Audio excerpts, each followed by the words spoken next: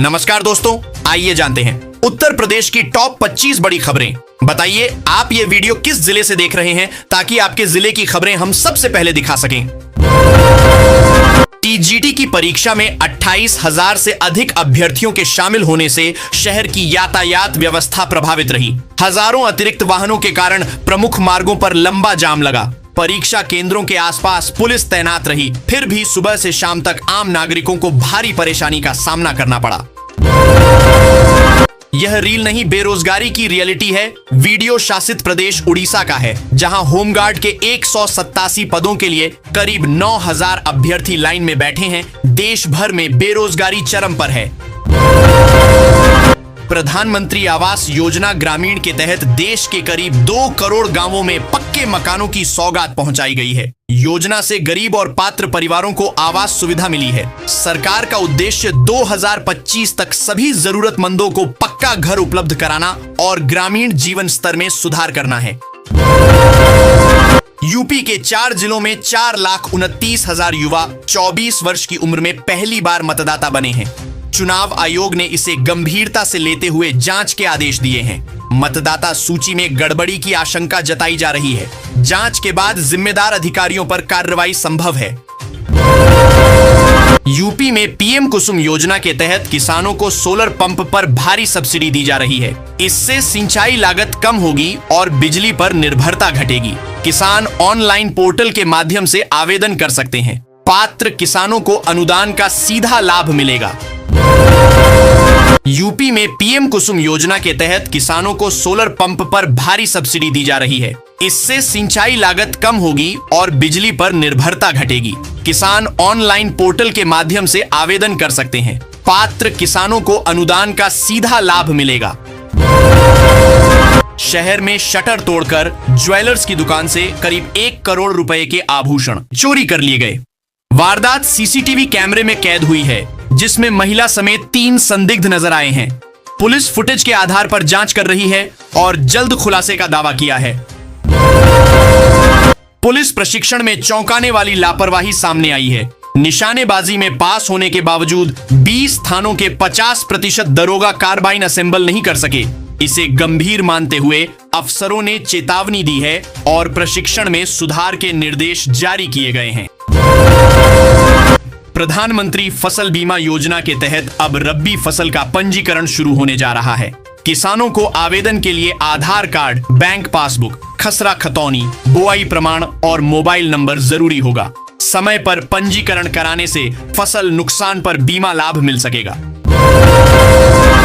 UP में गंगा नदी की बाढ़ भूमि को सुरक्षित करने के लिए बड़ा कदम उठाया जा रहा है। 710 किलोमीटर क्षेत्र में 7,350 पिलर लगाए जाएंगे। यह सीमांकन कार्य 2026 तक पूरा होगा। इससे अवैध कब्जे 2026 तक पूरा होगा। इससे अवैध कब्जे रुकेंगे और बाढ़ प्रबंधन में भी मदद मिलेगी। बरेली में सर्दी का सितम लगातार बढ़ता जा रहा है। दिन में धूप निकलने के बावजूद असर नहीं दिख रहा। न्यूनतम तापमान में गिरावट से गलन बढ़ गई है। सुबह और रात के समय ठंड ज्यादा महसूस हो रही है, जिससे लोग घरों में रहने को मजबूर हैं। सीएम योगी आदित्यनाथ ने आदतन यातायात नियम तोड़ने वालों पर सख्त कार्रवाई के निर्देश दिए हैं। ऐसे लोगों के ड्राइविंग लाइसेंस जब्त किए जाएंगे और वाहन सीज होंगे। खास तौर पर कुछ जिलों में अभियान तेज करने को कहा गया है, ताकि सड़क दुर्घटनाओं पर प्रभावी नियंत्रण किया जा सके। कोडीन सिरप तस्करी मामले में नया खुलासा हुआ है। लखनऊ की एक फर्म से भी प्रतिबंधित सिरप की सप्लाई की गई थी। यह सिरप कई शहरों में बेची गई, जिससे युवाओं की जान को खतरा हुआ। पुलिस और एजेंसियां नेटवर्क की गहराई से जांच कर रही हैं। यूपी में बिजली बिल राहत योजना 1 दिसंबर से लागू हो चुकी है। योजना के तहत उपभोक्ताओं को 100% ब्याज माफी का लाभ मिलेगा। इसके लिए समय पर रजिस्ट्रेशन कराना जरूरी है। सरकार का उद्देश्य बकाया बिलों का निस्तारण कर उपभोक्ताओं को राहत देना है।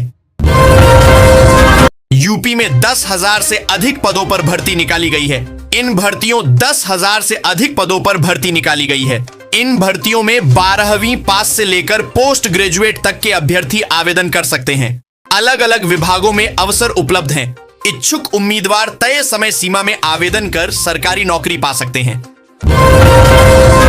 शिक्षकों के चयन वेतनमान से जुड़ी प्रक्रिया में कई अड़चनें सामने आ रही हैं। सर्विस बुक ऑनलाइन होने के बावजूद विभाग ऑफलाइन रिकॉर्ड मंगवा रहा है। इससे शिक्षकों को परेशानी हो रही है और प्रक्रिया में अनावश्यक देरी हो रही है। जल्द समाधान की मांग उठ रही है। कृषि मंत्रालय ने फसल बीमा योजना में हुए घपले की रिपोर्ट तलब की है। जांच में बड़े खेल के संकेत मिले हैं। दोषी पाए जाने पर विभाग के अफसरों और कर्मचारियों पर सख्त कार्रवाई तय मानी जा रही है। इससे योजना में पारदर्शिता लाने की तैयारी है। पीएम किसान योजना से 35,88,245 किसानों का नाम कटने की आशंका है, जिससे 2,000 रुपए की किस्त अटक सकती है। अगर नाम कट गया है तो किसान KYC, भूमि सत्यापन और बैंक विवरण सही कराकर गलती सुधार सकते हैं और लाभ दोबारा पा सकते हैं। पुलिस विभाग में उपनिरीक्षक, लेखा और लिपिक पदों पर भर्ती का मौका मिलने वाला है। लेखपात भर्ती परीक्षा को लेकर नया प्रस्ताव तैयार किया जा रहा है। इससे युवाओं को सरकारी सेवा में शामिल होने का अवसर मिलेगा। जल्द ही भर्ती से जुड़ी आधिकारिक जानकारी जारी हो सकती है।